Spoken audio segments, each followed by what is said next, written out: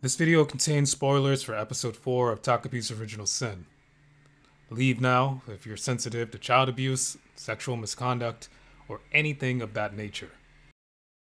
Antisocial personality disorder, or a sociopath, is one of the 10 personality disorders listed in the Diagnostic and Statistical Manual for Mental Disorders, aka the DSM. People with antisocial personality disorder may lie, deceive, or manipulate.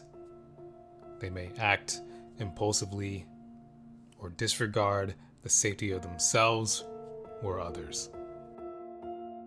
Episode 4 is a turning point for Takopi viewers because the irreparable damage done to Shizuka is starting to show.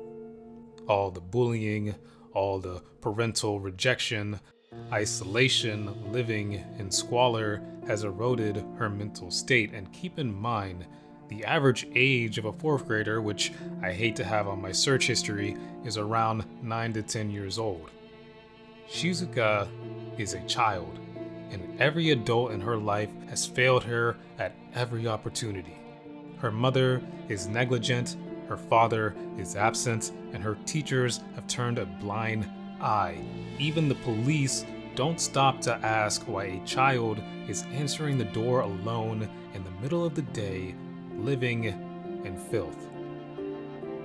Society has failed Shizuka at every turn, and it has now culminated in this moment where Shizuka asks Azuma to turn himself in for her.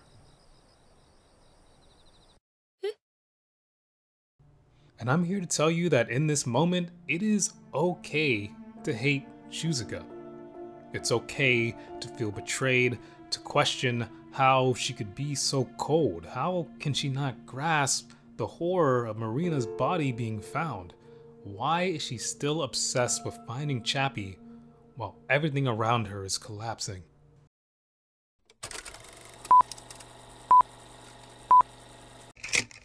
The year is 1968, Newcastle, England. Mary Bell is just 10 years old and her home life is in complete chaos. Born to a local prostitute, her mother, Elizabeth Bell, was by all accounts a deeply abusive and neglectful woman. According to Mary's aunt, she was unwanted from birth. The man Mary believed to be her father was a violent alcoholic, and family members frequently found unexplained bruises on her body after she had been alone with her mother. In one harrowing incident, Mary was sold to a mentally unstable woman who couldn't bear children of her own. She was eventually rescued by her older sister Betty, who traveled alone to find and bring Mary back home. And most horrifying of all, there was only one bedroom in the Bell household. Elizabeth would bring her clients into that room. It is believed that Mary not only witnessed the work of her mother, but may have also been an unwilling participant as well. And I'm pretty certain she would have known perhaps even sexual violence and sexual attacks between adults and children as part of the norm.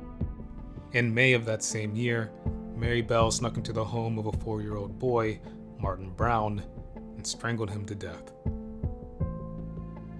2 months later, she was seen playing with 3-year-old Brian Howie, who was later found dead. He had been strangled, a poor attempt was made to conceal his body, and he showed signs of mutilation. A crude M was attempted to be carved into his stomach.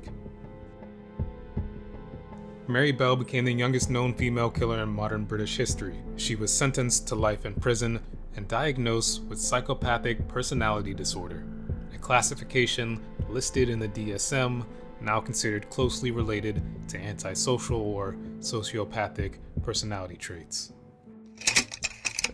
Mary had other things on her mind as well. And for instance, she had an Alsatian dog. And she would ask about that.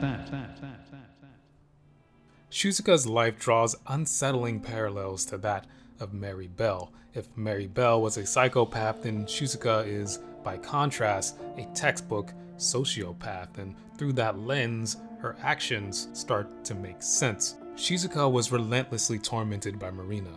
Much of Shizuka's daily suffering can be traced directly back to her. Without a stable emotional foundation, why would Shizuka see Marina's death as something tragic? Sociopathic behavior still follows a line of reasoning. Yes, there is a concerning amount of logic in what they do, but there is also empathy to some degree. It's just muted, muddled, and a little confusing. Shizuka understands that going to jail is bad, but she believes she can support Azuma no matter how long it takes, and keep in mind, abandonment is a key issue in this story. So if she can solve that for Azuma, then in her mind, everything will be alright. She knows murder is wrong, but Marina, her biggest source of pain, is gone. So to her, that too becomes acceptable. This isn't some cold-blooded evil. It is the warped logic of a 10-year-old child who has never been properly socialized, cared for, and abandoned time and time again. A child who is emotionally and developmentally stunted. And even after everything that's happened, I don't think Shizuka is a bad person. I don't hate her, though I understand why others might. To me, Shizuka is a victim. We could understand when she was being tormented, but when the damage of that torment starts to show, people are now scared of her and confused by her. In my opinion, this part of the story is when she needs the most help and most support. But I don't think she's gonna find it in Tokyo.